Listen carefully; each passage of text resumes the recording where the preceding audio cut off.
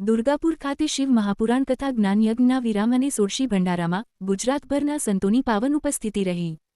માંડવી તાલુકાના દુર્ગાપુર જીઆઈડીસી પાસે આવેલ ક્ષેત્રપાળ દાદા મંદિરે શિવ મહાપુરાણ તથા જ્ઞાનયજ્ઞ અને સોળશી ભંડારા મહોત્સવનું ભવ્ય આયોજન મહંત ચતુરાનંદ ગિરિજી મહારાજના પાવન સાનિધ્યમાં કરાયું હતું. કથાના વક્તા શાસ્ત્રી ભીમસેન જોશીએ મધુરમય શૈલીમાં શિવકથાનું રસપાન કરાવ્યું હતું. ઐતિહાસિક સોળસી ભંડારા તેમજ પૂર્ણાહુતિ હવનનો લાભ લેવા ધર્મપ્રેમી જનતા ઉમટી પડી હતી. પહેલા તો સર્વેને મારા નમસ્કાર.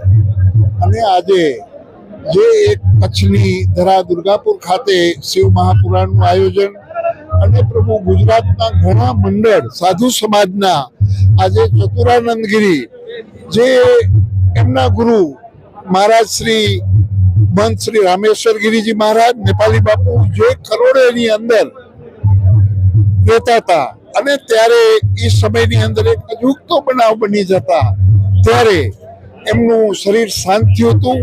અને આજે 4 ભેગી સોળસી, કેમ કે અમારે સાધુ સમાજની અંદર એક શબ્દ આવે છે સોળસી, સંસારીમાં આવે 12મું. એવી રીતે સોળસી શબ્દ છે જે જીવનના 16 સંસ્કાર એનાથી જે ઉપર થઈ જાય, પર થઈ જાય એનું એક સોળસી ભંડારો થાય છે.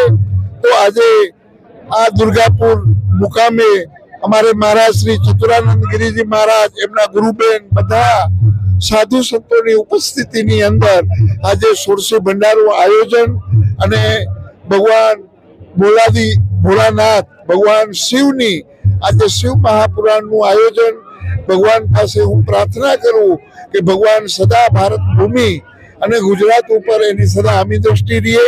ઓમ નમો નારાયણ. જય હિન્દ.